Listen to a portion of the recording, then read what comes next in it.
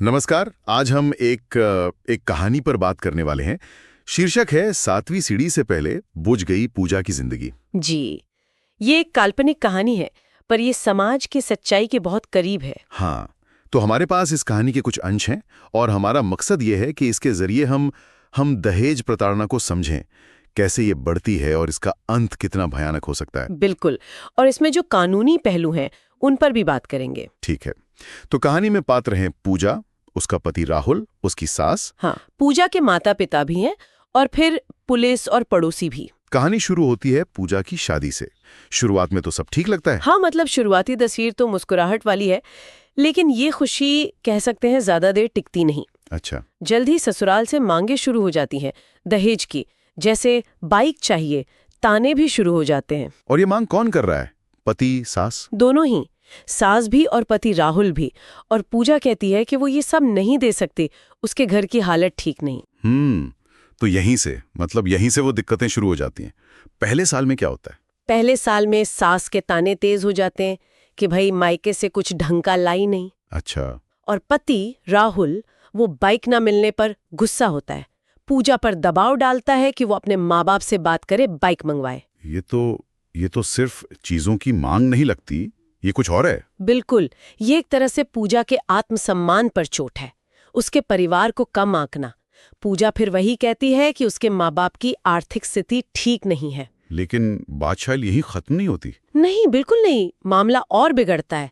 2 साल बाद 2 साल बाद क्या होता है? पूजा अपने मायके आती है और उसके शरीर पर चोटों के निशान होते हैं। ओहो, मतलब शारीरिक हिंसा? हाँ, वो रोते हुए बताती है कि गहनों पर कुछ कहा सुनी हुई, ताना दिया गया, और जब उसने विरोध किया तो पति और ससुराल वालों ने मिलकर उसे मारा। ये तो बहुत बहुत गंभीर बात है। जी, यहाँ पर प्रताड़ना सिर्फ मानसिक नहीं रही, वो शारीरिक हिंसा बन गई। तब उसके माता पिता ने क्या किया? उन्होंने पुलिस में जाने को कहा होगा।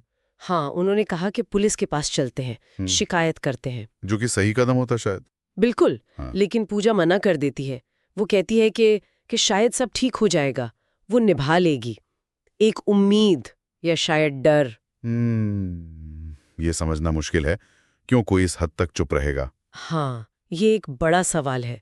समाज का डर होता है, परिवार की इज्जत का ख्याल, शायद पति के सुधर जाने की झूठी उम्मीद, या फिर आर्थिक मजबूरी भी हो सकती है। और इस चुप्पी का नतीजा? नतीजा बहुत भयानक होता है। शादी के सिर्फ 3 साल बाद पूजा की जली हुई लाश मिलती है। हे भगवान। कहानी में एक पड़ोसी का भी जिक्र है। उसने कुछ दिन पहले पूजा को चीखते हुए सुना था। क्या चीख रही थी वो? वो कह रही थी, अब और नहीं सह सकती। सोचिए, वो मदद के लिए पुकार रही थी शायद, पर उस तक मदद नहीं पहुंची। समय पर नहीं।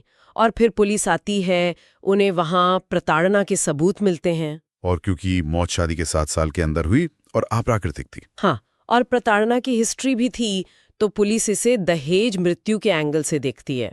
शक गहरा होता है। और फिर कानूनी कार्रवाई होती है। जी, पुलिस अधिकारी भारतीय न्याय संहिता यानी BNS की धारा 80 के तहत मामला दर्ज करते हैं। ये धारा दहेज मृत्यु यानी डाउरी डेथ से जुड़ी है। धारा 80, इसके बारे में थोड़ा बताएंगी? जरूर।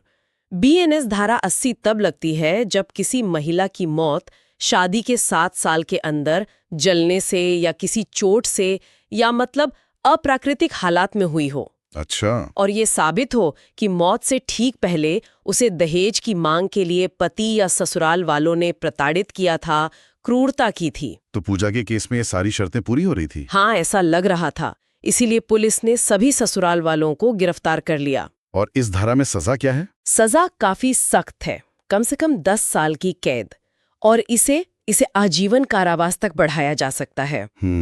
मतलब कानून इसे बहुत गंभीर अपराध मानता है। बिल्कुल।